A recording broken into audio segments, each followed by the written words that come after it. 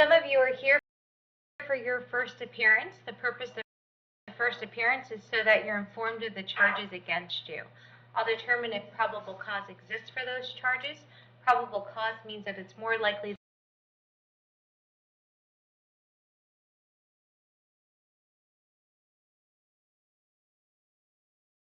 than not that a crime has occurred, and more likely than not that you're the person that committed that crime. Of course, as you stand before me this morning, I presume that you're innocent of these allegations, and that presumption of innocence will stay with you through every course of the proceeding, unless and until the Office of the State Attorney is able to prove the charges against you beyond to the exclusion of a reasonable doubt. We will set your conditions of pretrial release today, which is your bail or bond. In most cases, you have a bond set already pursuant to the bond schedule here in the 5th Judicial Circuit under the warrant that led to your arrest.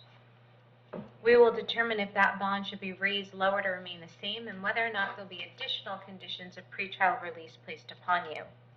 We'll let you know when your next court date will be.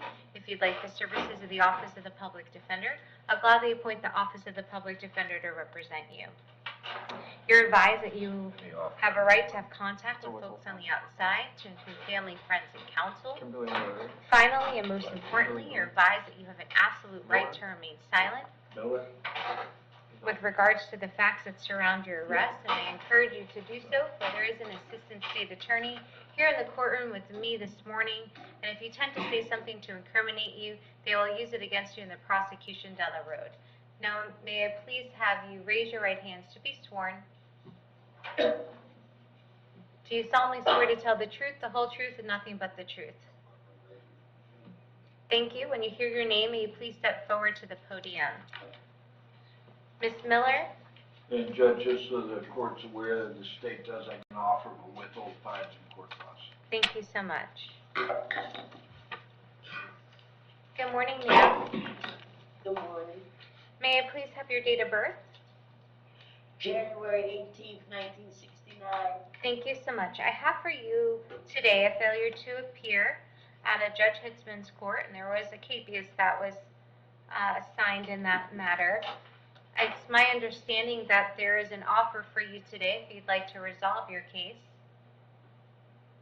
And that offer is a withhold of adjudication and to assess the standard fine and court costs. Is that something you'd like to do today? Yes. Okay. And you understand that entering a plea, you're waiving your right to trial by jury to confront the witnesses against you and to any further discovery. You're also waiving your right to have the state prove the case beyond and to the exclusion of a reasonable doubt, and your right to remain silent. And you're giving up those rights to take care of it with this plea? Yes.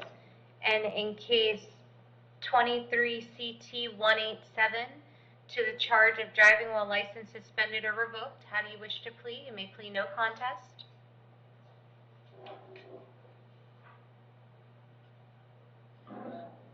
You may plead no contest. I'll accept your no contest plea. I'll find that it's freely and voluntarily made. I will withhold adjudication, assess the standard fine and court costs to include a cost of prosecution, and that's $450. And if there's nothing else holding you in the jail, you may be released. Okay. All right, thank you.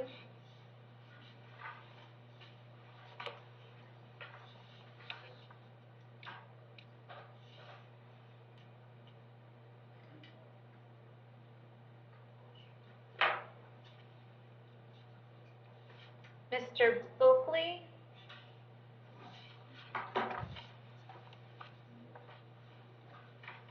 Hi, yes sir, may you please state your name for me? Jacob Buckley. Buckley. And Mr. Buckley, may I please have your date of birth? August 20th, 2002.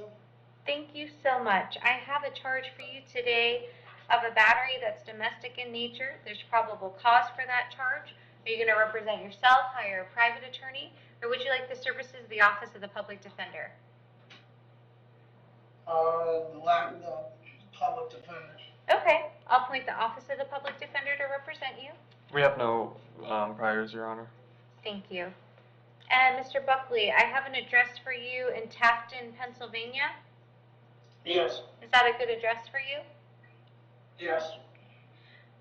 Do you have family in this area?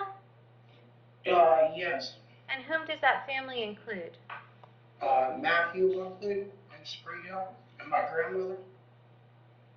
And do you currently live in Hernando, or do you currently live in Pennsylvania? I'm here on vacation. Okay.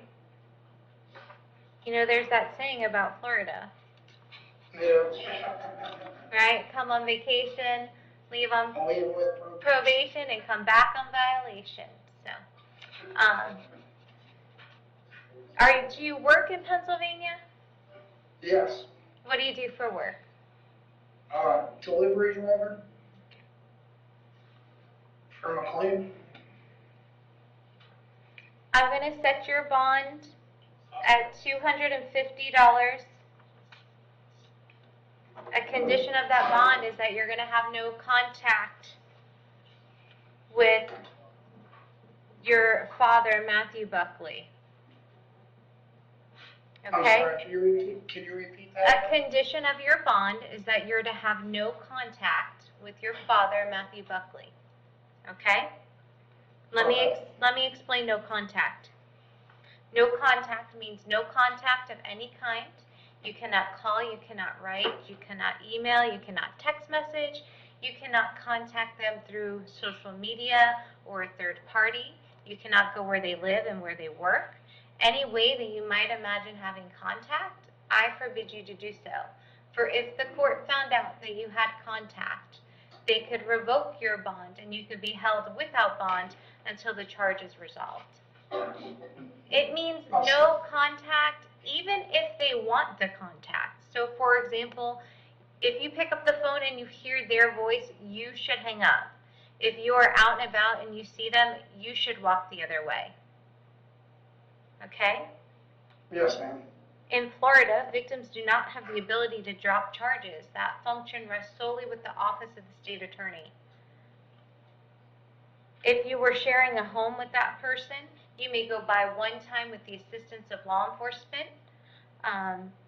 You can contact the sheriff's office before, and they'll arrange a time to meet you there so you can pick up your belongings.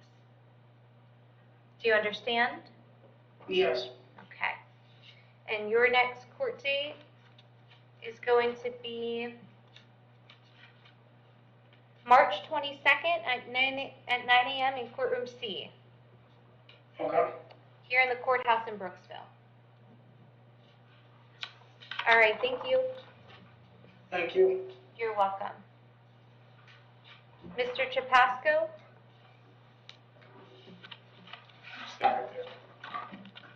Hi, yes, sir. Yes, ma'am.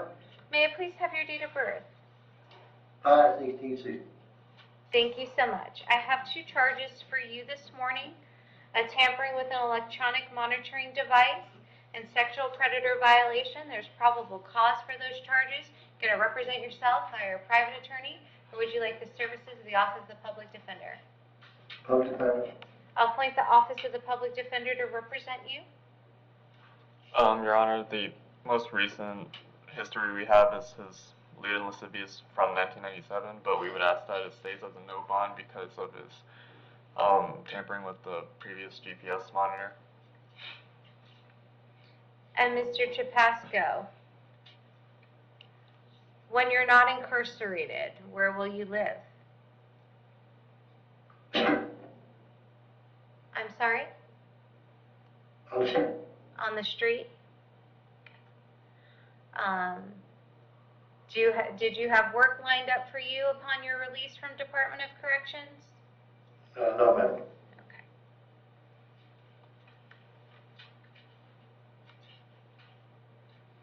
Based upon the allegations in the probable cause affidavit, I'm going to give you a no bond as to count 1.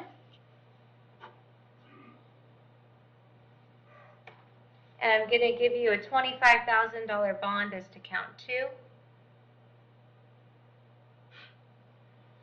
Your court date is going to be April 6th at 1:30 p.m. in courtroom E. Thank you, sir. Leave.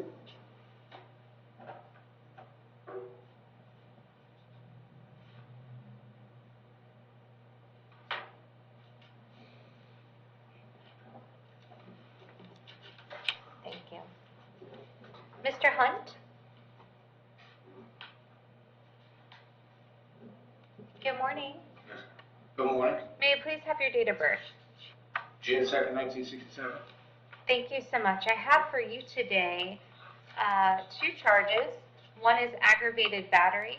The second is aggravated assault or battery on a pregnant person. There's probable cause for those charges.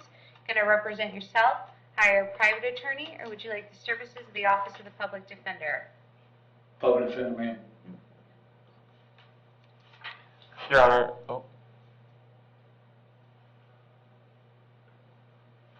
Yes, you may go forward. Your Honor, he has a driving on suspended in 2016 adjudication, selling or being in possession of a vehicle with altered numbers in 2006 adjudication, driving on suspended in 2007 adjudication, and a violation of FWC rule or order level 2 in 2007 with a withhold on that, and he has priors before 1997. Thank you. Mr. Hunt, I have an address for you on Owl Road. Yes, ma'am. And is that a good address for you? Yes, ma'am. And how long have you lived there? I think almost a year. Do you have family in the area?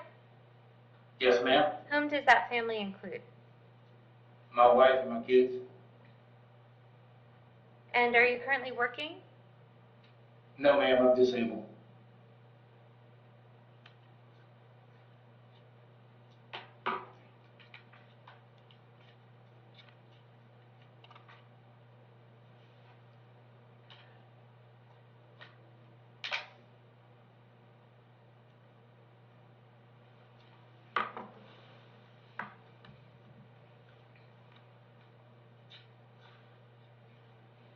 I'm going to keep the bonds pursuant to the warrant at $10,000 as to count 1 and $15,000 as to count 2. A condition of that bond is that you're to have no contact with the alleged victims. Did you hear me describe no contact? Yes, ma'am. And did you understand it fully? Yes, ma'am.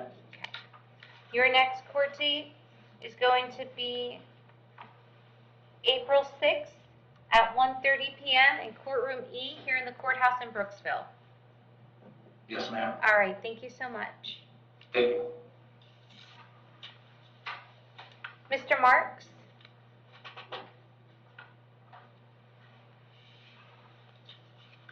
Good morning, sir.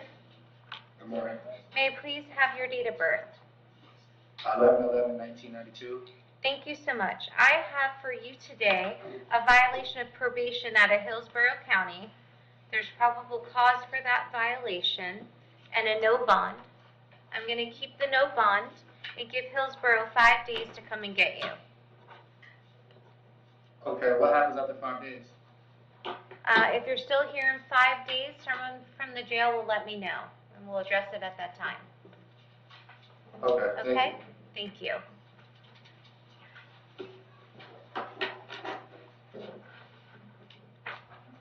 Jail, I believe that's everyone we have. That's everyone, Your Honor.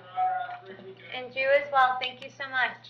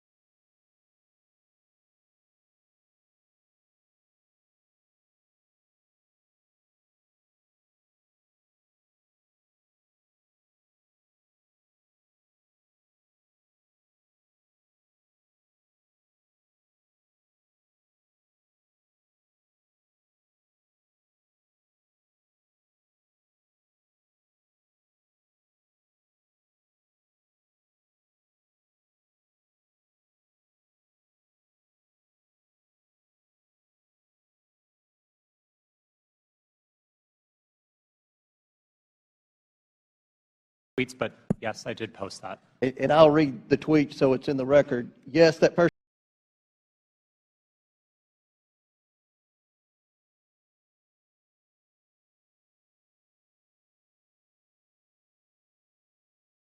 in the pink hat is clearly a bigger threat to your brand of feminism than actual Nazis in the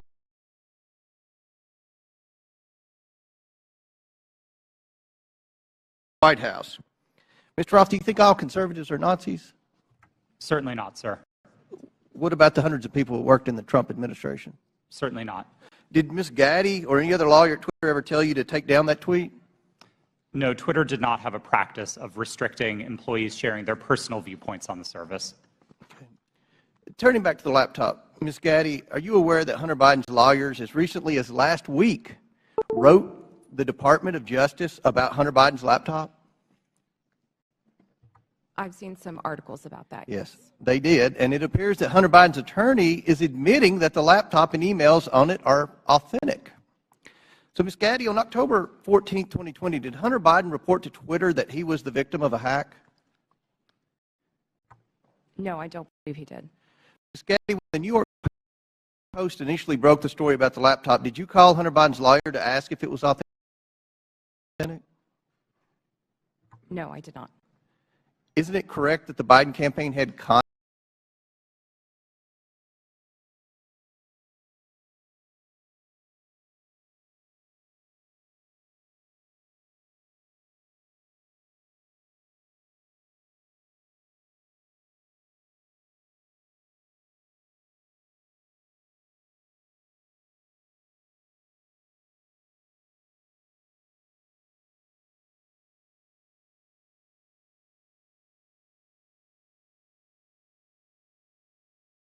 contact with Twitter in the run-up to the 2020 election?